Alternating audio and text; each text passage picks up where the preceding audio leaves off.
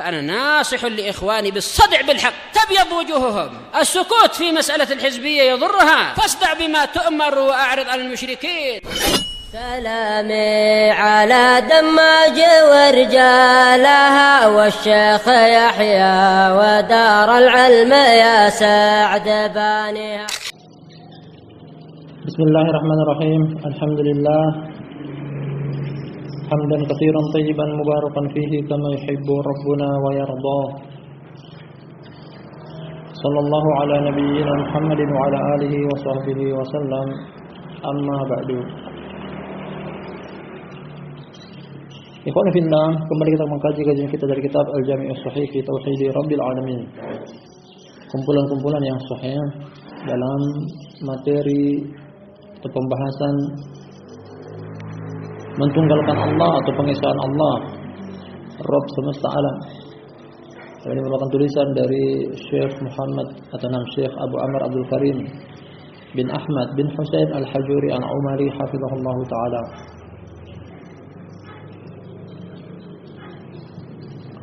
Pada pertemuan malam sebelumnya telah kita mulai judul bab tentang Allahu huwal malik. Allah adalah sang raja atau yang memiliki. Dan beliau sebutkan juga di judul bab bahwasanya kerajaan Allah atau kepemilikan Allah adalah mutlak. Artinya seluruh yang ada di alam semesta ini adalah milik Allah. Allah pemiliknya, Allah rajanya, Allah penciptanya. Adapun sesuatu yang ada di tangan orang lain, kepemilikan dia hanyalah kepemilikan muakkad, muqayyad, terikat, terbatas, yang juga adalah hakikatnya kepemilikan Allah Subhanahu wa taala. Setelah kita baca landasan-landasan hukum pertama dalam hal ini ayat Al-Qur'anul Karim, 5 ayat telah kita baca, kita akan masuk pada pembacaan hadis kali ini.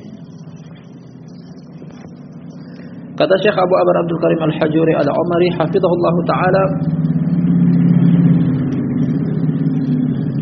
Ar-Rabi wal Ishrun, hadis yang ke-24. Jadi hadis-hadis dalam buku ini beliau bawakan dalam urutan dari awal sampai akhir. Hadis yang ke-24. Qala al-Imam Muslim rahimahullahu taala, berkata Imam Muslim, semoga Allah merahmatinya, punyanya Abul Husain, namanya masyhur dengan namanya Muslim bin Al-Hajjaj Al-Kushairi An-Naisaburi. Qala haddatsana Sa'id bin Amr Al-Ash'athi, Sa'id bin Amr bin Sahal Al-Ash'athi Abu Usman.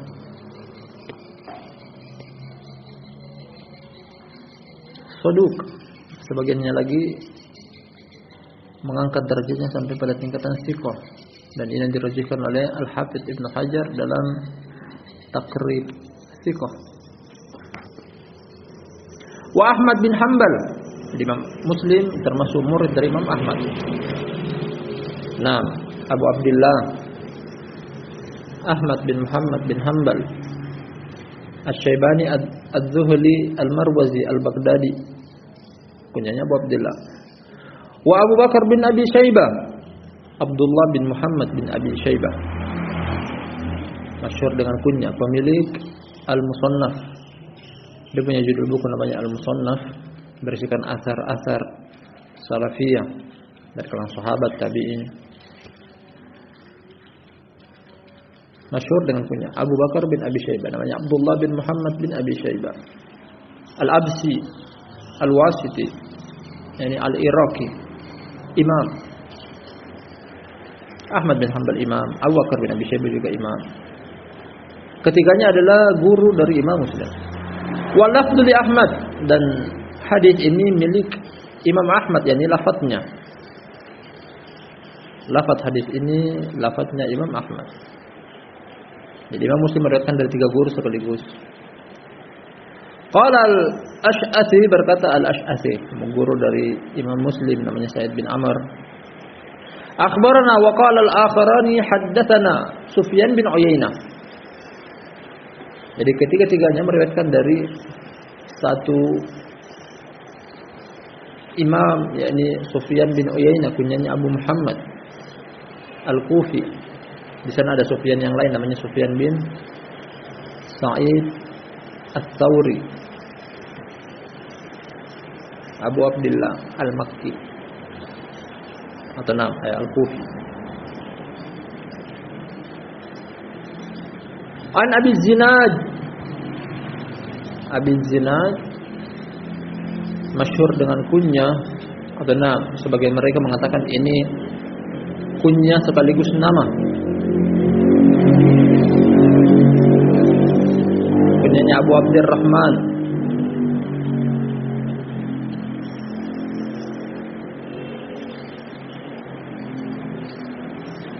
Anil A'raj, Abdurrahman bin Hurmuz. Al-A'raj julukan.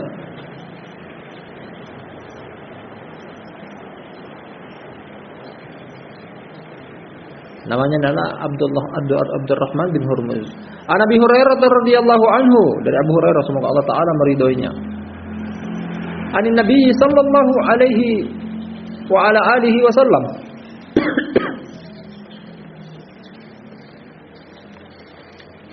Dari Nabi sallallahu alaihi wa alihi wasallam qala, beliau berkata, "Inna akhna ismin indallahi rajulun tasamma malikal amlak." Sesungguhnya nama yang paling rendah, akhna awda, yang paling hina.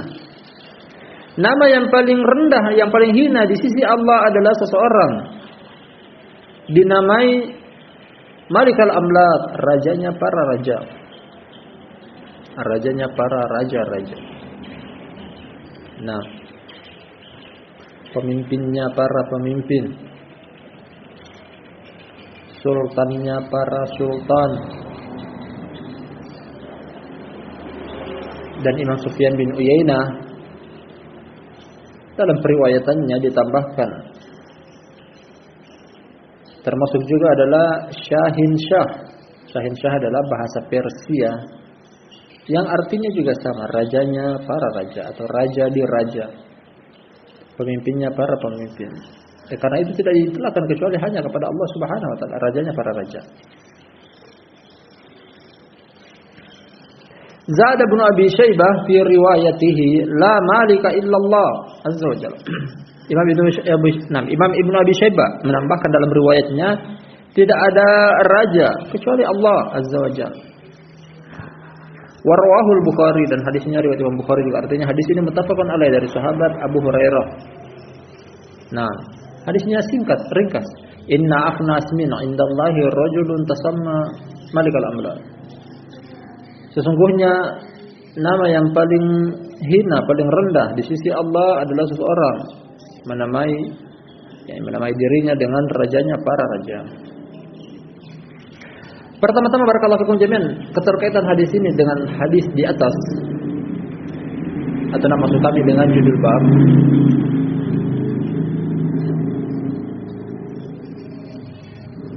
raja mutlak atau al-malik atau al-malik atau al-malik. Nam yang mutlak adalah milik Allah Subhanahu wa taala, dialah rajanya para raja, pemimpinnya para pemimpin, Allah Subhanahu wa taala. Dan tidak boleh diperuntukkan nama tersebut kepada selainnya.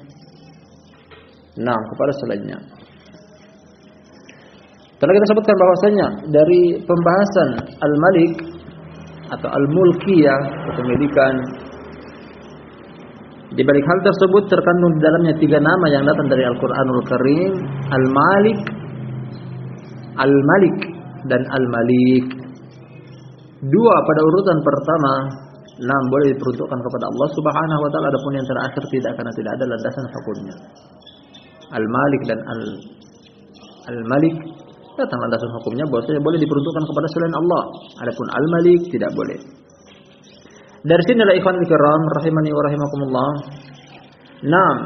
Nama Allah Subhanahu wa taala apakah boleh diperuntukkan kepada selain Allah Subhanahu wa taala? Di sini terjadi pembagian bahwa yang pertama ada nama yang khusus untuk Allah Subhanahu wa taala, tidak boleh diperuntukkan kepada selain Allah.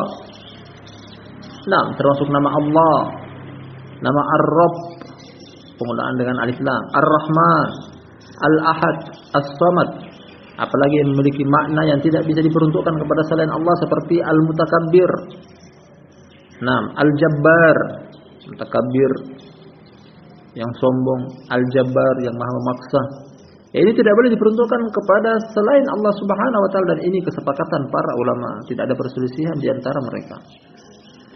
Nah, termasuk nama yang disepakati untuk tidak boleh diperuntukkan kepada selain Allah Subhanahu wa taala adalah Malikul Amlak. Seperti ini.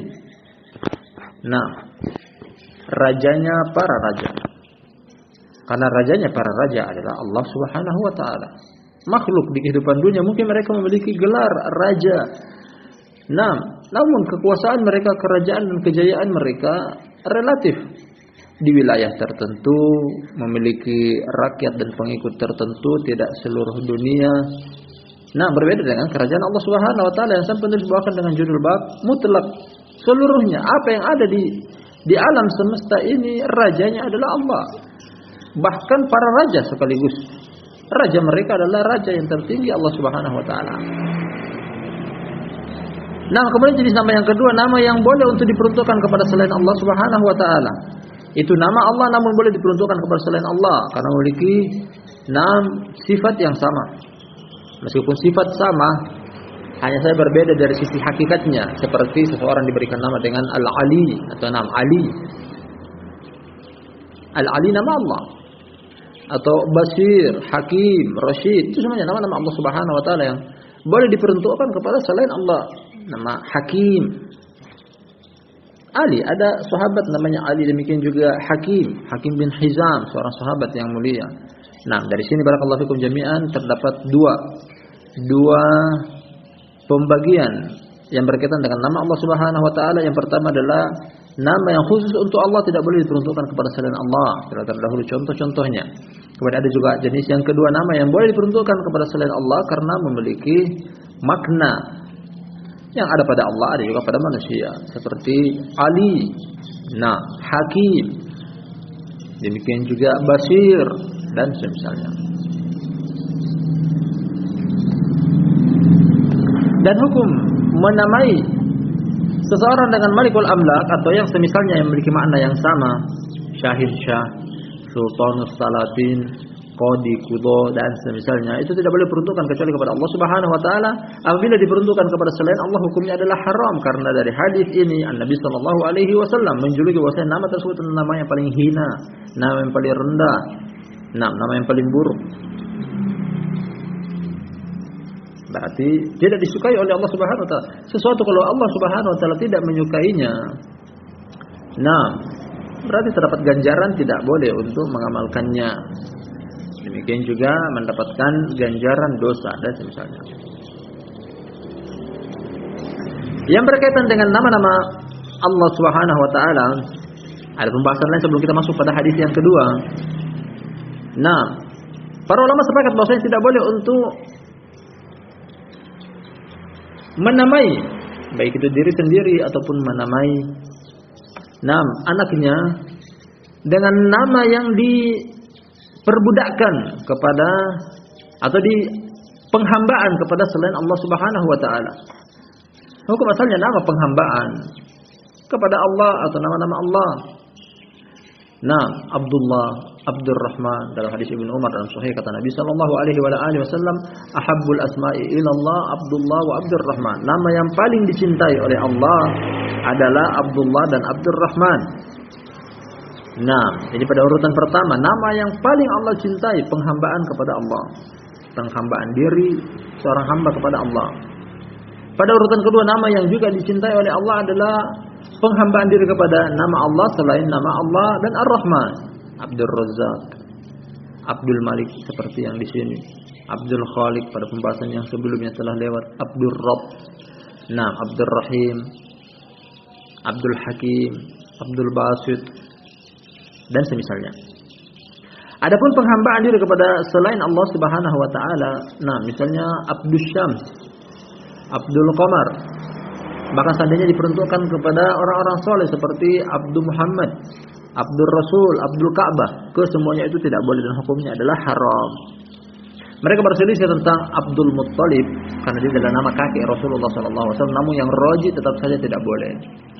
Karena nama kakek Nabi SAW bukan berarti disetujui oleh syariat Allah Subhanahu Wa Taala. Sekedar nama yang ada di deretan silsilah nama keturunan Rasulullah SAW. Bukan berarti tentang pembolehannya. Nah, tetap Abdul Muttalib adalah hukumnya tidak boleh. Karena penghambaan diri kepada selain Allah dan hukumnya haram. Kemudian yang terlarang juga dari nama-nama adalah nama-nama yang mati meninggal dalam keadaan terkenal dan tenar.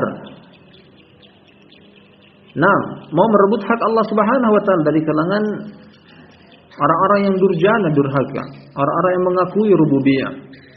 Tidak boleh menamakan diri kita atau memberikan nama kepada anak kita dengan misalnya nama Fir'aun. Nah, tidak boleh. Atau nama-nama yang meninggal dalam keadaan kekufuran. Memberikan nama anak kita dengan semisal Korun, Abu Jahal, dan seterusnya. Yang berikutnya juga pada pembahasan yang ketiga yang juga terlarang nama tersebut karena itu adalah milik Allah Subhanahu wa taala yang memiliki makna. Nah, memiliki makna hanya kepada Allah Subhanahu wa taala, artinya tidak boleh diperuntukkan kepada selain Allah. Yang terkadang kita dengar pada sebagian orang, nah masih memiliki nama-nama tersebut. Misalnya nama orang diberi nama dengan Akbar, yang sering kita dengar, nama orang Akbar. Padahal Allahu Akbar, Allah Maha Besar. Atau mungkin dalam bahasa Indonesia seperti nama Agung, juga Agung. Nah,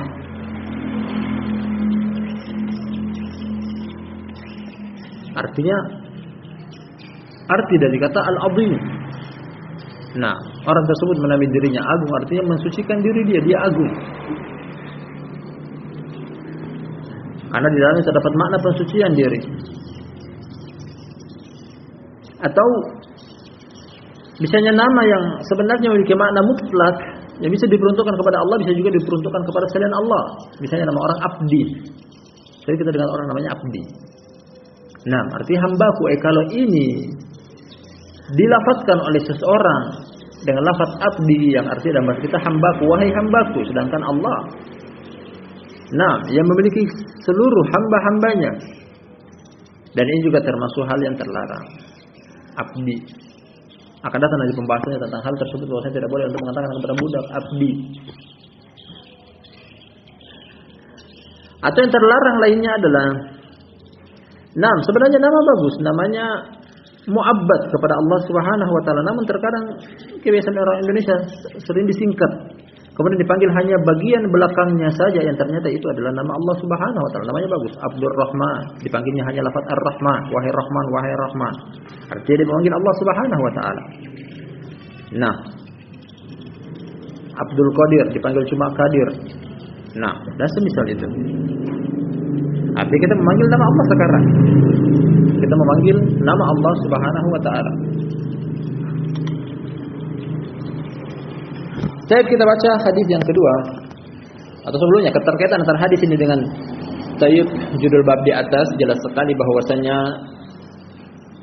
al-milk, al-mulkiyah adalah milik Allah Subhanahu wa taala yang tidak boleh diperuntukkan kepada selain Allah, apalagi dengan makna-makna yang khusus hanya kepada Allah. Kata Syekh Abu Amr Abdul Karim Al-Hajuri Al-Umari hafizahullah taala, al-khamis wal 20, yang ke-25.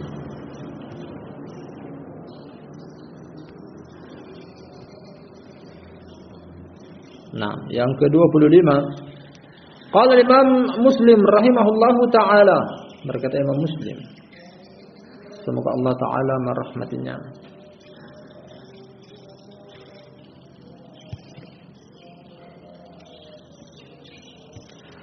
Qala haddatsani Abbas bin Abdul Azim. Abbas bin Abdul Azim Al-Ambari, Abul Fadl. Nah, Abbas bin Abdul Azim. Seperti ini Abdul Azim. Nama Allah. Nah, kunyanya Abul Fadl. Qala haddatsana An-Nadhr bin Muhammad Al-Yamami. Al-Yamani. Dari Yamama. Nama kabilah di Najd. Nah. Dan dia thiqah. Qala haddatsana Ikrimah. Ikrimah bin Ammar, kunyanya Abu Ammar. Nah, Ikrimah bin Ammar. Qala haddatsana Abu Zumail. Namanya Simak bin Al-Walid Al-Hanafi. Murid dari Ibnu Abbas. Al-Hanafi Al-Yamani. An Ibnu Abbas radhiyallahu anhuma. Namanya Abdullah, salah satu dari Al-Abadilah. Nah, Ibnu Abbas kunyanya Abu Abna. Qala, kata dia, qala al-musyrikuuna yaqulun labbaika labbaika la syarika lak. Dahulunya orang-orang musyrik mengatakan labbaika la syarika lak. Kami memenuhi panggilan engkau, wahai zat yang tidak ada sekutu bagi engkau. Yani Allah, kami memenuhi panggilan Allah. Ya, ini wirid atau talbiyah yang diucapkan oleh 6 orang yang berangkat ke Mekkah, Ka'bah, Baitullahil Haram untuk melaksanakan amalan haji ataupun umrah. Labbaika la syarika lak. Labbaik Allahumma labbaik. Kami memenuhi panggilan engkau, wahai Allah. Kami memenuhi panggilan engkau yang tidak ada sekutu bagi engkau. Qala fa yaqulu Rasulullah sallallahu alaihi wasallam. Akhirnya Rasulullah sallallahu alaihi wasallam berkata, "Wailakum qad wailakum." Ucapan celaan, celaka bagi kalian. Kemudian lafaz qad ini adalah isim fi'il amr yang artinya hasbuk. Cukup. Yakfik. Nah, qad artinya atau i'rabnya adalah isim fi'il amr. Dia isim namun maknanya adalah fi'il amr. Yang artinya cukup. Jangan tambahkan lagi, cukup sampai di situ. Namun, fayaqulun orang-orang musyrik menambahkan dari talbiyah mereka haji dan umrah, illa syarikan huwa laka tamlikuhu wa ma malak. Nah, orang musyrik tambahkan lagi dari lafaz mereka yang pertama labbaik Allahumma labbaik, labbaik la syarika laka labbaik. Mereka tambahkan lagi, "Nam illa syarikan huwa laka tamlikuhu wa ma malak." Kecuali sekutu yang mana dia adalah milik engkau. Jadi mereka menetapkan ada sekutu. Ada tandingan, ada saingan kepada Allah. Tamlikuhu wa ma malak, engkau memilikinya, memiliki sekutu tersebut serta apa yang dia miliki. Atau dengan kata lain, dengan kata lain, engkau memiliki sekutu tersebut namun dia tidak memiliki engkau. Dan di sini penetapan tentang Allah memiliki sekutu. Makanya Nabi sallallahu alaihi wasallam bilang dari awal, katakan dari awal bahwasanya jangan tambahkan lagi karena apa yang kalian orang musyrik katakan dalam talbiyah mengandung makna kesyirikan.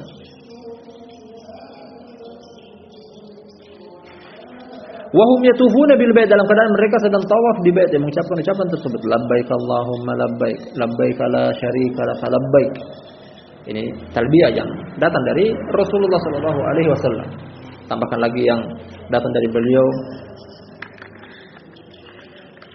innal hamda wan ni'mata laka wal mulk la syarika lak. Sesungguhnya pujian dan juga kenikmatan adalah milik engkau. Demikian juga kerajaan wal mulk. La syarika lak, tidak ada sekutu bagi engkau. Namun orang musyrik menambahkan lafaz-lafaz tambahan dari sisi mereka sendiri, bukan dari sisi syariat Allah Subhanahu wa taala yang justru di dalamnya terkandung makna kesyirikan. Illa syarikan huwa laka tamlikuhu wa ma malak. Dan ini terlarang. Dari hadis Nabi sallallahu alaihi wasallam, pertama beliau mencela, wailakum, celaka kalian, qad cukup, jangan tambahkan lagi. Ini menunjukkan bahwasanya perbuatan itu terlarang. apalagi terdapat unsur kesyirikan di dalamnya, terdapat larangan yang sangat keras dan besar dari Rasulullah sallallahu alaihi wasallam. Keterkaitan antara hadis ini dengan judul bab jelas sekali bahwa orang-orang musyrik mereka melakukan persekutuan, melakukan kesyirikan dalam hal at-tamlik. Baik itu berupa ucapan seperti yang ada dalam hadis ini, mereka menambahkan dari lafaz-lafaz talbiyah, demikian juga perbuatan mereka, dan itu sangat nampak jelas bahwasanya mereka menjadikan Allah tandingan, saingan, sekutu dalam penciptaan, dalam pemberi rezeki, dalam mengatur alam semesta.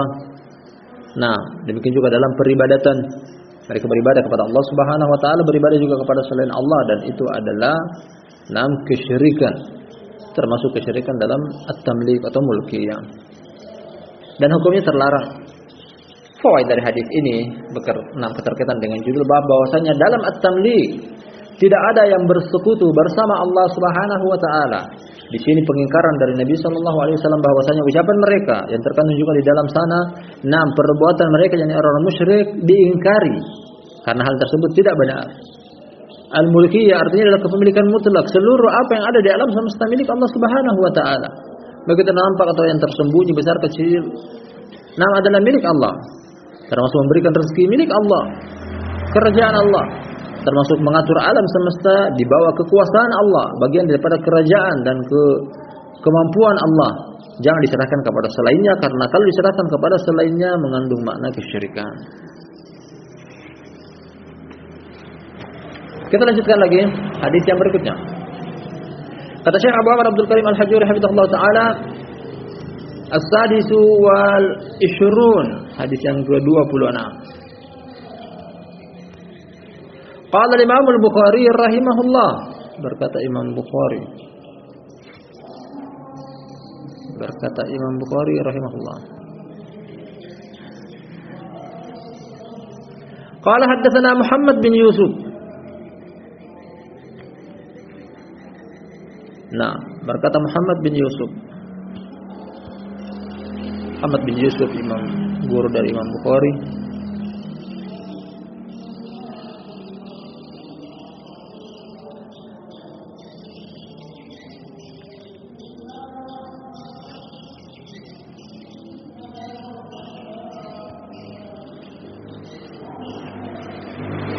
Qala haddatsana Sufyan.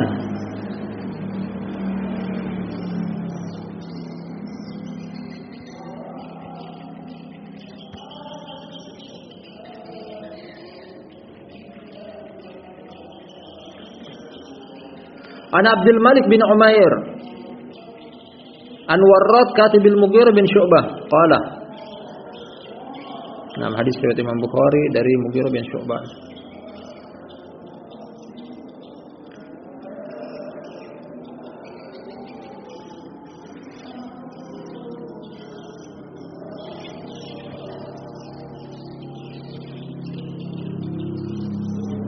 Qala kata Al-Warrad bin Al-Warrad juru tulis Mughirah bin Syu'bah, amla alayya Mughirah bin Syu'bah fi kitabin ila Muawiyah. Mughirah bin Syu'bah pernah mendiktekan kepadaku, yaitu menulis satu tulisan, satu surat.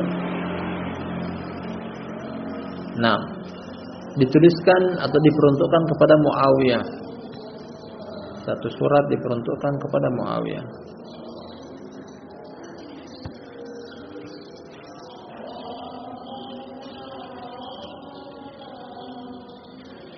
Anna Nabi sallallahu alaihi wa ala alihi wasallam kana yaqul fi duburi kulli salatin maktubah. Bahwasanya Nabi sallallahu alaihi wa ala alihi wasallam pernah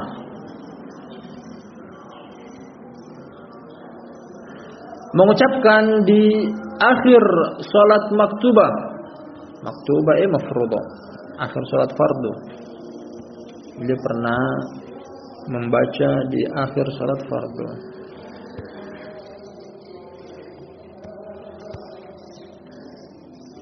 La ilaha illallah wahdahu la syarikalah, lahul mulku wa lahul hamdu wa huwa ala kulli syai'in qadir. Allahumma la ma'di'a lima a'taita wa la mu'tiya lima mana'ta wa la yanfa'u dzal jaddi minkal jadd. Lalu ceritanya Mughirah bin Syu'bah pernah mendiktekan kepada Warrad, juru tulis Mughirah bin Syu'bah. Dahulu dia adalah seorang gubernur. Nah, di Kufah, Irak.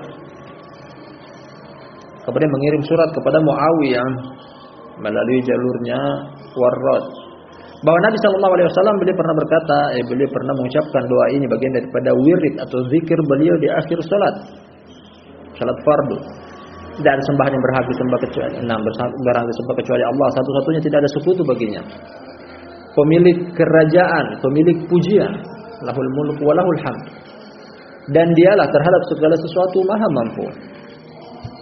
Nah, pengikraran tentang uluhiyah Allah, tentang mulkiyah Allah dan kudratullah. Allahumma la mani'a lima a'taita, ya Allah, tidak ada yang menghalangi apabila Engkau memberi, wala mu'tiya lima mana'at, tidak ada yang bisa memberi ketika Engkau menghalangi, wala yanfa'u dzal jaddi minkal jadd, dan tidak ada bermanfaat al-jadd al-ghina. Nah, tidak ada yang bisa memberikan manfaat dari pemilik kekayaan dari engkau. Akan kekayaan artinya orang yang punya harta kekayaan kemudian ingin memberikan kepada engkau tidak akan menambahkan hal tersebut kemanfaatan bagi Allah Subhanahu wa taala, karena Allah pemilik harta. Engkau berikan harta kepada Allah Subhanahu wa taala. Maksud dari ucapan la yanfa'u dzal jaddi minkal jadd. Seberapa banyak pun harta seseorang, seberapa besar pun kekayaan seseorang, dan dia serahkan kepada Allah, berikan kepada Allah, hal tersebut tidak bermanfaat bagi Allah sedikit pun. Karena punya Allah lebih baik, punya Allah lebih banyak, punya Allah lebih bagus. Bahkan apa yang ada di tangan manusia juga adalah milik Allah secara hakiki. Warawahu Muslim. Nah, hadis ini juga diriwayatkan oleh Imam Muslim. Artinya hadis ini muttafaqun alaih dari sahabat Mughirah bin Syu'bah tentang salah satu zikir atau wirid yang dibaca oleh Nabi sallallahu alaihi wasallam di akhir salat beliau, la ilaha illallah wahdahu la syarikalah, lahul mulku wa lahul hamdu wa huwa ala kulli syai'in qadir. Allahumma la mani'a lima a'taita wa la mu'tiya lima mana'ta wa la yanfa'u dzal jaddi minkal jadd. Ini dibaca oleh Nabi sallallahu alaihi wasallam dalam hadis yang berbeda pula. Nah, sebanyak 10 kali untuk salat subuh dan maghrib. Nah, dan dibaca hanya 1 kali pada salat-salat yang lainnya. Kemudian keterkaitan antara hadis ini dengan judul bab jelas sekali dari ucapan lahul mulku wa lahul hamd. Lahul mulku wa lahul hamd. Nah, milik dialah kerajaan, bukan milik orang lain, bukan milik siapa-siapa. Seandainya pun mungkin ada orang yang memiliki kejayaan, kerajaan, itu namanya nisbi, relatif, punya dia hanya wilayah tertentu saja. Yang belum pernah ada satu orang menguasai satu bumi seluruhnya. Nah, belum pernah ada dari kalangan makhluk yang menguasai satu bumi seluruhnya. Tapi itu baru bumi. Nah, sedangkan Allah Subhanahu wa taala kerajaannya adalah langit, bumi serta isinya seluruhnya. Itu namanya kepemilikan Allah Subhanahu wa taala Malikul Mulk. Kemudian Nabi sallallahu alaihi wasallam dari zikir atau wirid ini beliau mendahulukan al-mulk kemudian al-hamd. Bukan kebalikannya, alhamdu kemudian al-mulk. Allah Subhanahu wa taala memperkenalkan dirinya bahwasanya dia pantas untuk dipuji dengan meyakini bahwasanya dia adalah sang raja, pemilik segala sesuatu. Oleh karena itu, karena kita mengetahui bahwasanya dia adalah pemilik segala sesuatu yang ada di alam semesta ini, malakutu kulli syai'. Perbendaharaan segala sesuatu, malakutus samawati wal ardh, pembendaharaan langit dan bumi adalah milik Allah Subhanahu wa taala. Oleh karena itu patut untuk dipuji, patut untuk disanjung, patut untuk ditinggikan derajatnya, yakni Allah Subhanahu wa taala. Kemudian fawaid lain juga berkaitan dengan judul bab di atas. Di sini menyebutkan bahwasanya Nabi sallallahu alaihi wasallam mengikrarkan ini pada setiap akhir salat fardu beliau, artinya beliau tidak pernah meninggalkannya. Menunjukkan bahwasanya kerajaan Allah atau mulkiyah Allah Subhanahu wa taala terikrarkan bagi orang yang membaca ini paling minimnya sebanyak 5 kali dalam sehari. 5 kali sehari artinya ini dibaca. Kalau ditambahkan lagi dengan lafaz yang tadi kita sebutkan, ada riwayat menerangkan bahwasanya pada salat subuh dan juga salat maghrib dibaca sebanyak 10 kali. Salat-salat yang lainnya, dari salat-salat fardu hanya dibaca 1 kali. Menunjukkan paling minimnya adalah dibaca 5 kali dalam sehari, pengikraran tentang kerajaan dan mulkiyah Allah Subhanahu wa taala. Nah, pada pertemuan kita hari ini telah kita ambil 3 hadis dari judul bab ini. Insyaallah hadis-hadis yang lainnya yang masih tersisa insyaallah kita akan lanjut pada lain kesempatan. Wallahu taala alam bissawab. Kita akhiri. Subhanakallahumma wa bihamdika asyhadu an la ilaha illa anta astaghfiruka wa atubu ilaik.